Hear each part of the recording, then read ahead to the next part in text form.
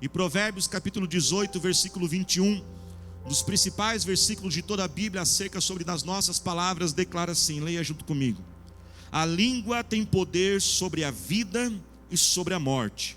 Os que gostam de usá-la comerão do seu fruto. Há um poder, irmãos, em nossas palavras. Nossas palavras podem gerar vida ou elas podem gerar o quê? Morte. E para termos sim uma família mais leve, com um ambiente mais agradável, precisamos aprender a nos comunicar de forma melhor. E esse é o tema da mensagem de hoje, comunicando-se com leveza. E comunicarmos bem, irmãos, é algo que está na nossa essência. Nós devemos procurar ter uma ótima comunicação. Por quê? Porque a Bíblia diz que nós fomos feitos à imagem e à semelhança do nosso Deus. E o nosso Deus é um Deus comunicador. É um Deus que expressa, é um Deus que externa o que está dentro dele. Quando nós olhamos a palavra de Deus, já no livro de Gênesis capítulo 1, nos primeiros versículos da Bíblia, nós já podemos ver o poder da palavra. Você já reparou como Deus criou este mundo? A Bíblia diz que Deus criou este mundo pela palavra.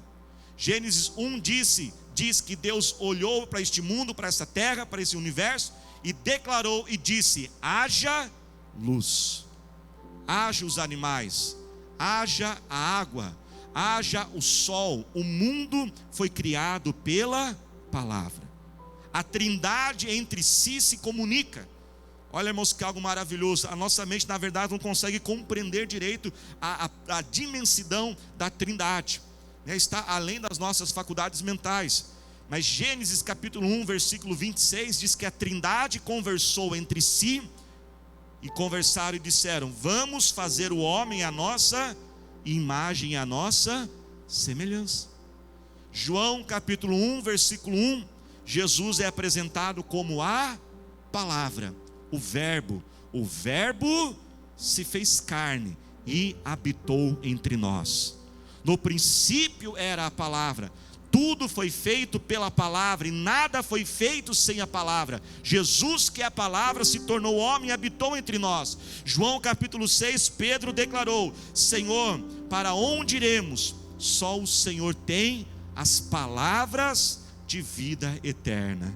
E o nosso Deus, como um grande e excelente comunicador, olha o que Ele deixou para nós: a sua Escritura, as Escrituras sagradas, a palavra de Deus registrando a mensagem dele para o nosso coração.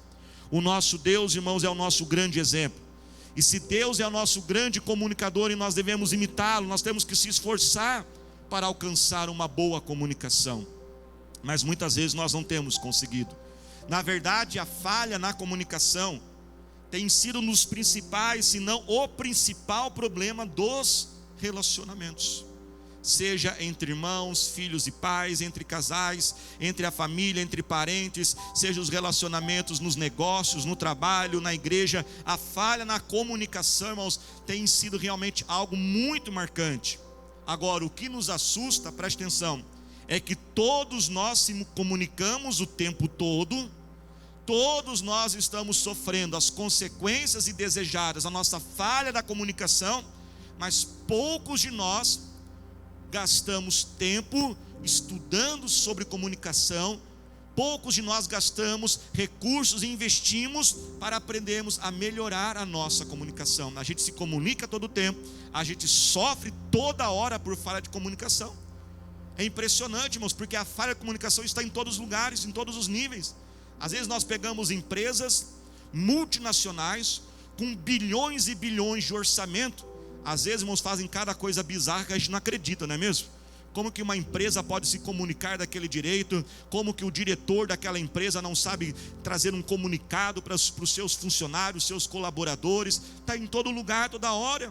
Às vezes a gente vê agências de publicidade, de marketing com bilhões, com profissionais todos estudados, vão fazer uma campanha publicitária para vender um produto e o produto não vende porque eles não conseguiram comunicar direito aquele produto.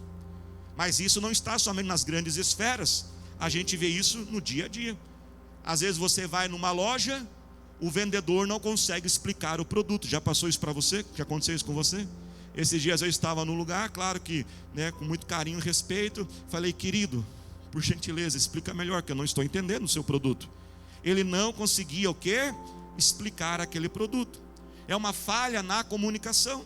É aquele rapaz apaixonado, mas que não consegue fazer a moça saber que ele está apaixonado por ela. Ele não consegue comunicar. É aquele casal que não consegue mais conversar direito, que chegam muitas vezes ao ponto que um espirro já irrita, né, gente? Parece que só o espirro da outra pessoa já até irrita a gente. Muitas vezes queríamos falar de Jesus para outras pessoas e não conseguimos comunicar. Enfim, irmãos, nós precisamos melhorar a nossa comunicação. Nós precisamos dedicar tempo. E por isso que eu louvo a Deus por você estar aqui na presença de Deus durante esta pregação, porque Deus vai nos ensinar nesta noite. E eu queria, de forma muito clara e objetiva, apresentar 6 atitudes. Quantas atitudes, igreja? 6 atitudes, para que nós possamos construir em nossa casa um ambiente mais leve e aprendermos a comunicarmos melhor. Primeira atitude: nós precisamos nos desapegar do vale tudo. Desapegar-se do vale tudo. O que é essa expressão, pastor? O que é vale tudo, irmãos? Vale tudo é um negócio que não sei como que surgiu isso, mas isso se impregnou nas nossas famílias. Parece que na nossa casa, parece que a gente colocou algo dentro de nós, que é porque a gente está dentro de casa, a gente está com os nossos parentes, com o nosso filho, com o nosso pai, com a nossa mãe, com o nosso esposo, a nossa esposa. Parece que porque é dentro de casa, parece que vale. E coisas que nós não fazemos, né, fora de casa, a gente faz o quê? Dentro de casa, porque parece que lá vale.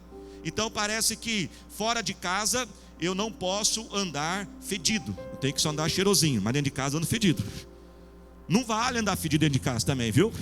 Né?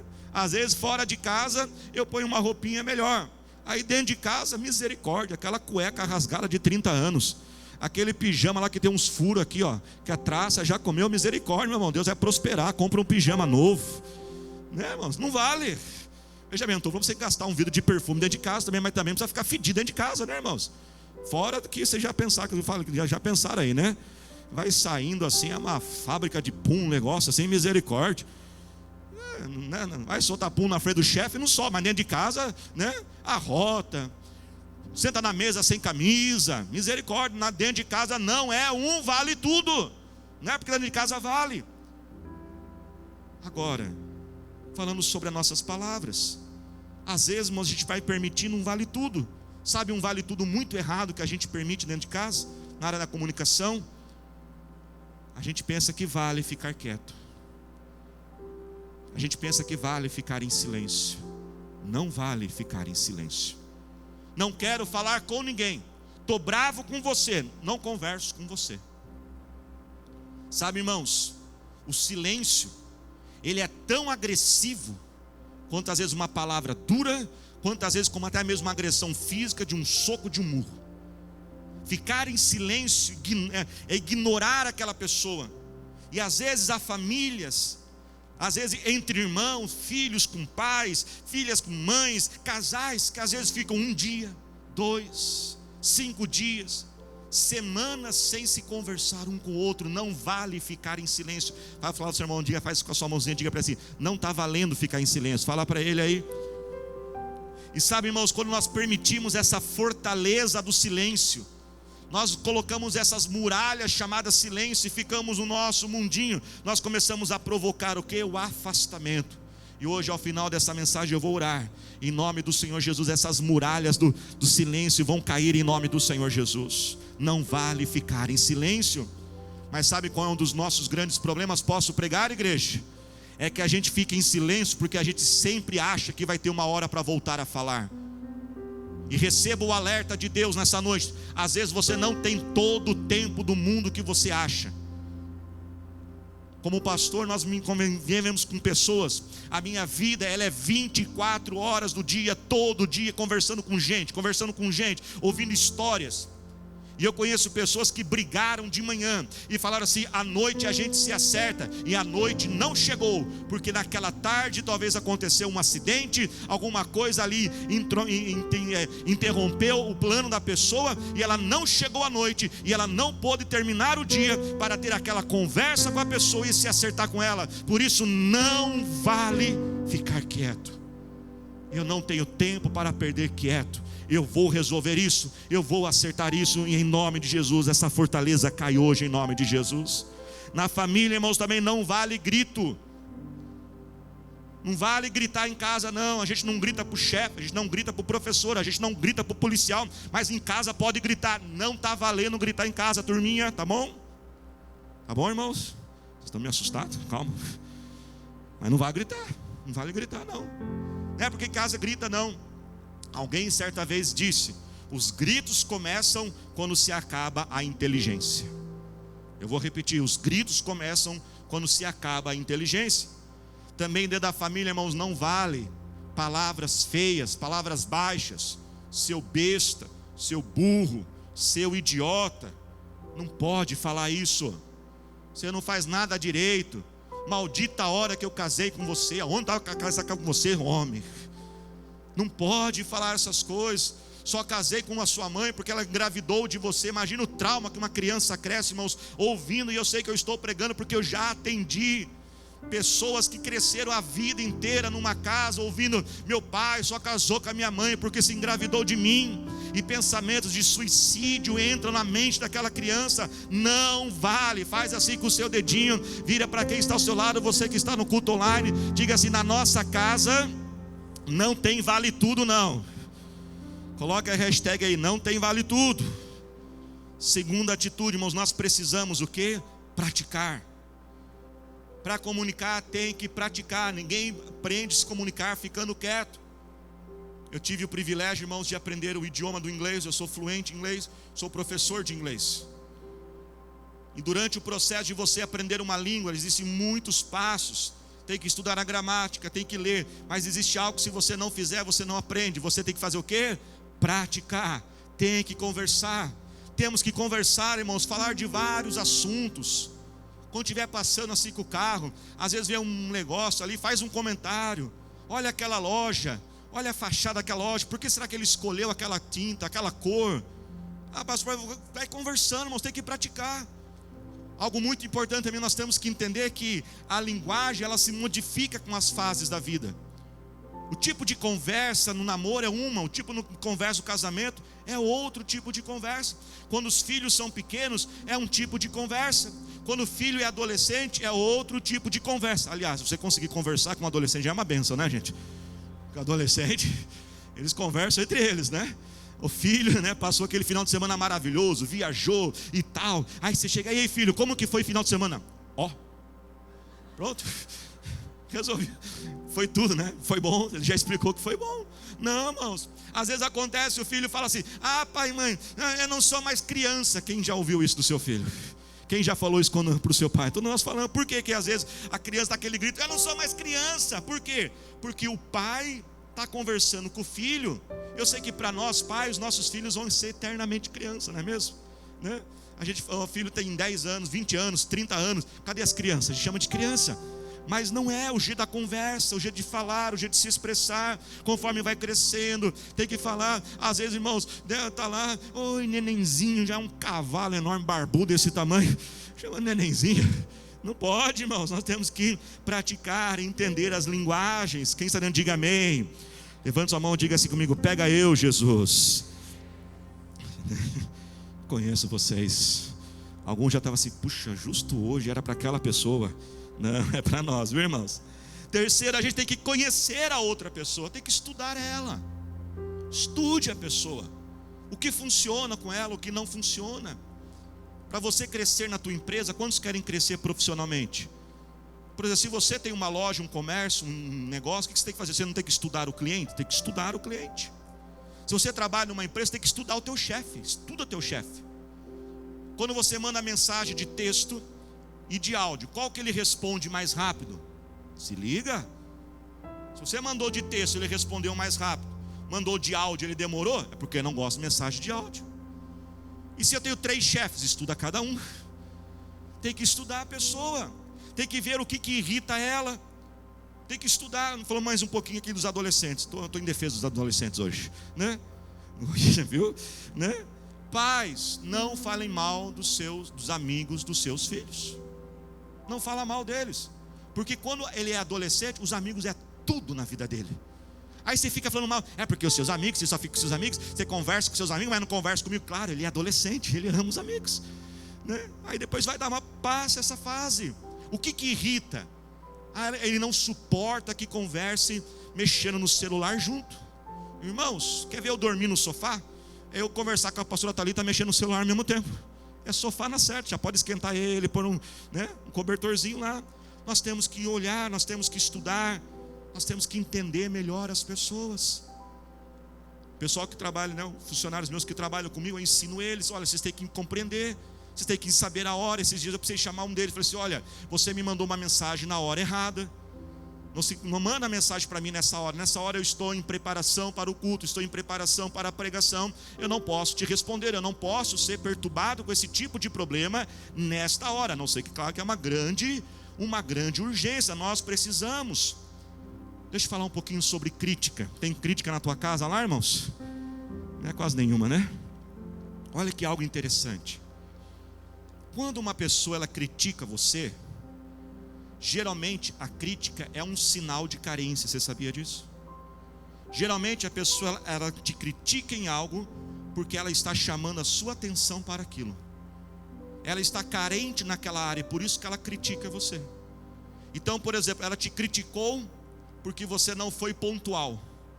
Na hora de sair, demorou para se arrumar, já que elas brigam, eu queria sair no horário, se atrasou, papapá. Sabe o que você faz quando alguém te criticar? Pede para o Espírito Santo te ajudar, porque não é fácil fazer isso. E fala assim, por que é tão importante para você ser pontual? Por que você está tão preocupado em ser pontual? Quando o pai criticar e falar assim, toma banho logo, porque essa energia, pai, por que o senhor está tão preocupado com dinheiro? Porque nós somos seres humanos, irmãos, nós não deveríamos fazer isso, mas a gente faz. O que a pessoa está querendo dizer? Geralmente a pessoa está muito frustrada na vida, ela não consegue fazer nada direito, ela está sentindo-se incapaz, tudo que eu faço dá errado. Às vezes uma coisa tão simples, que era ser pontual, nem isso eu não consigo. É isso que ela está querendo dizer quando ela critica de pontualidade. Quantos estão entendendo? Diga amém. Pastor, puxa, isso é complexo mesmo. Deveria ser assim? Não deveria. Mas qual homem que vai chegar e falar assim, eu ando muito frustrado, desanimado com a vida? O homem nem quase fala. Então ele se comunica criticando. Ele está preocupado com o dinheiro, ele está nervoso. Pai, por que o senhor está falando tanto desse chuveiro, desse banho? O senhor está nervoso? Pai, estou nervoso, estou preocupado. O dinheiro está acabando, as contas não param de chegar. Então geralmente quando alguém critica você em algo, ela está mostrando ali uma carência naquilo. Você não tem tempo para mim. O que ela está querendo dizer? Você não tem tempo para mim. Eu estou carente, eu estou me sentindo o quê? Solitário. Eu estou me sentindo sozinho. Quantos estão entendendo? Diga amém. Diga glória a Deus. Diga, pega eu, Jesus. Quarto, nós temos que nos preparar, nós temos que aprender a falar e aprender a ouvir. Abra sua Bíblia comigo, por gentileza. Provérbios 8, versículo 8. Você tem que grifar esse versículo aí na tua Bíblia. Nós temos que aprender, irmãos, a falar o que é certo, na hora certa, no lugar certo e no modo certo.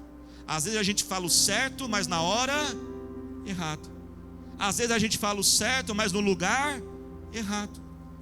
Existe um modo de falar, o tom de voz muda totalmente o sentido, irmãos, de uma palavra. Temos que aprender, às vezes falar, olha, isso aqui não é hora de falar agora.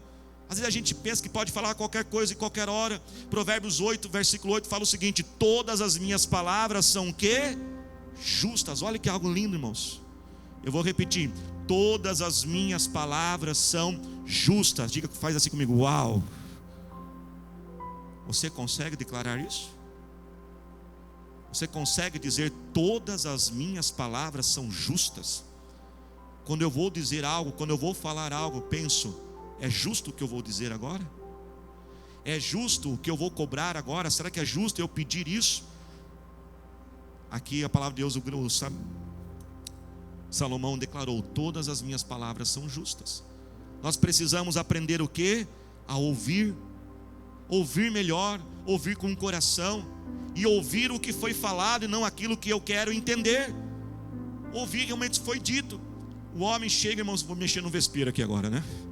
O homem chega e fala, querida, faz tempo que você não usa aquela roupa, aquela camisa, você fica tão bonita com ela. O que ela entendeu? Está me chamando de feia, é? Não, ele não disse isso, querida minha irmã. Ouça o que ele disse. Não ouça o que você quer ouvir. Às vezes, claro, ela está magoada, está se sentindo feia. Você pode até se sentir feia. Nós temos que ter entendimento. Muitas vezes não é possível ter ali concordar com aquilo, mas tem que se entender o que foi dito. Comunicação, que é uma ação em comum, quando se entende. Você pode até voltar e dizer: obrigado, meu amor, por me achar bonita. Eu não estou me achando, mas obrigado porque você me acha. Agora, ele disse que você é bonito. Não, está aprontando alguma coisa. Ou seja, a gente está ouvindo uma coisa, mas estamos o quê? Querendo escutar outra coisa, e nós distorcemos aquilo. Algumas palavrinhas que a gente tem que tomar muito cuidado. Tome muito cuidado com nunca, com sempre, com tudo e com nada. Nunca o que eu faço está bom, nunca. Você nunca me elogia, irmãos, porque quando a pessoa, o outro escuta o nunca, sobe. Você nunca fizeram isso, você nunca dá, né? Agora vou pegar um pouquinho os pais, né? Pegar os adolescentes agora, né? O adolescente vira para o pai e fala assim: você nunca dá o que eu quero. Aí a casa caiu. Agora a casa cai, que já subiu assim, ferveu, chegou lá em cima, né? Um pai e uma mãe ouvir do seu filho: você nunca dá o que. Como que eu nunca dou? Eu dou isso, eu comprei aquela bolacha que você queria. Aí já volta tudo, irmãos. Volta, porque nunca é nunca. O que é nunca? Nunca. Tudo, não é tudo. Vamos tomar cuidado. Vamos tomar com nós pressupormos as coisas. O que é pressupor? A gente pensa assim, né? Pré-suposição. Você tem uma suposição antecipada. Ele sabe, às vezes não sabe. A pastora Thalita e eu, né, desde o namoro junto, estamos um pouquinho mais de 20 anos juntos. E esses dias, semana retrasada, mais ou menos, ela chegou para mim e falou assim: amorzinho é a versão aqui da pregação, né, gente? Né? Me irrita demais quando você faz isso. E a gente precisou: mas eu pensei que não irritava. Mas você pensou errado, mas me irrita muito, viu? E faz 20 anos que você faz isso. E a gente pensa: ele sabe que isso é importante para mim. Às vezes não sabe. Se coloca de pé glorificando ao Senhor Jesus. Quinto, busque a ajuda do Espírito Santo. O Espírito Santo, irmãos, ele nos dá o domínio próprio para frear a boca. Que tem hora que a palavra vem até aqui, né? Ela vai subindo aquela língua, você tem que fecha a boca, a língua. Isso chama-se domínio próprio. Busque o Espírito Santo para capacitar você no que falar. Há um tempos atrás eu precisava conversar algo com a pastora Thalita, irmãos. Eu passei 3 meses orando. 3 meses. Não era nada muito complexo, mas era delicado. Vocês já entenderam, né? Eu precisava da palavra certa, eu precisava da hora certa, e orei. E às vezes a gente: não, eu vou chegar, eu vou falar. Não, irmãos, por que você não pode orar para Deus preparar o coração da pessoa? Ora. E sabe também, irmãos, às vezes tem coisas que a gente não vai conseguir explicar, tem coisas que muitas vezes a gente não vai conseguir entender.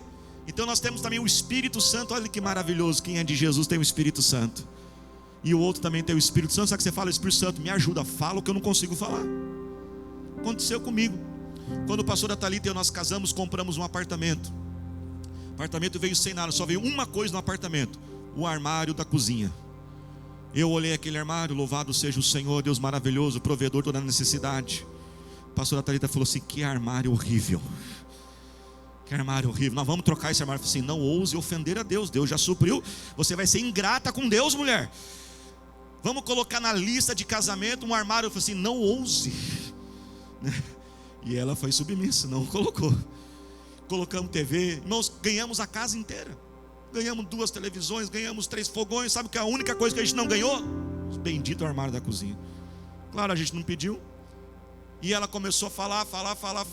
E às vezes dava umas brigas e não sei o que, babá. Quer comprar armário, você quer tudo, mulher, aquelas coisas. Ela parou, numa hora parou. Não falou mais nada. Então, se você tem falado algo e a pessoa não conseguiu, para um pouco, deixa eu trabalhar. Um dia, irmãos, passou 6 meses. Um dia eu estou assim em casa, eu olho nos armários, falo: Jesus, onde que eu estava com a cabeça? Que armários horríveis. Na hora já veio: essa mulher está orando. Essa mulher está orando e ela é de oração mesmo, né? A oração me pegou, né, irmãos? Cheguei em casa, eu falei: amor, você tá... Ela chegou em casa, eu falei: amor, você está orando? Eu falei assim: claro que eu estou orando, para Deus falar. Você está tapado, você não me escuta. Só o Espírito Santo para falar com você, homem. Aí eu falei, então tá bom, vamos comprar o armário. Ela falou assim, também agora não dá para comprar o armário, só no 13º final do ano. Eu falei, mas você não queria tanto o armário? Ela falou assim, não, eu não queria o armário. Eu queria que você entendesse que o armário precisaria ser trocado. E ali houve então a comunicação, houve um entendimento. Tivemos que esperar 6 meses, chegar ao 13º, e aí então nós compramos o armário novo para casa. Muitas vezes, irmãos, nós estamos cansados quando falamos de relacionamento, de comunicação. Talvez alguns ao ouvirem esta mensagem, talvez já até mesmo desistiram de falar, de conversar, não conseguem mais buscar a ajuda do Senhor, a ajuda de pessoas. Mas nessa noite, busca o Senhor Jesus, Ele está aqui para te renovar. Não desista da tua casa, não desista do teu filho, da tua filha, não desista do teu lar. Talvez não tenha mais palavras, você já esgotou. Busca o Espírito Santo para te renovar. Fala, Espírito Santo, me dá uma palavra que vai fazer a pessoa entender. Espírito Santo, me ajuda também e revela para mim o que está acontecendo que ela não está entendendo. Nós temos o Espírito Santo para nos capacitar. 6º passo, libere com fé, irmãos, palavras que declaram e trazem aquele milagre. A palavra tem poder de criar o que não existe, o que não tem na tua casa. Comece a profetizar e crie isso. Deus criou este mundo pelo poder da palavra. Marcos 11, Jesus falou, diga para o monte, mas monte tem ouvido, no mundo natural não tem, mas no mundo espiritual tem. Ezequiel profetizou para ossos secos e disse, ossos secos tenham vida. Comece a liberar palavras e profetize. Esta casa é uma bênção, eu sou uma bênção, Deus está comigo, eu declaro a paz neste lar, eu chamo a prosperidade sobre a minha família, meu filho é de Jesus, o meu marido ele é de Jesus, a salvação está aqui na minha casa, eu vou crescer. Profetiza, Deus está comigo. Irmãos, eu inicio os meus dias profetizando. Você não se sente amado? Profetiza, eu sou amado, e o amor vai começar sendo gerado dentro de você. E eu inicio meus dias e eu declaro, eu sou amado, eu sou querido, eu sou especial, eu não sou órfão, eu tenho um pai, esse pai ele está comigo todos os dias, ele vai cuidar de mim, eu sou importante, tenho valor, eu estou ficando mais bonito. Até isso eu profetizo, meus irmãos. Profetiza também, diga assim, eu estou ficando mais bonito. Fala para ele, fala para quem está ao seu lado, diga assim, eu estou ficando mais bonito. Nós temos que declarar, irmãos, a busca por uma comunicação clara, eficiente e amorosa deve ser um dos principais alvos dos nossos relacionamentos. Haverão recaídas, isso é inevitável. Precisaremos nos corrigir, será necessário. E para momentos como este, nada melhor do que 3 frases que podem restaurar qualquer relacionamento. Eu errei, me perdoe, eu te amo. Inunde os seus relacionamentos de palavras de encorajamento, palavras amorosas, elogios, gratidões, reconhecimentos, produzindo um ambiente leve, de entendimento e harmonia. É possível, não desista. O Espírito Santo está junto de você para te capacitar.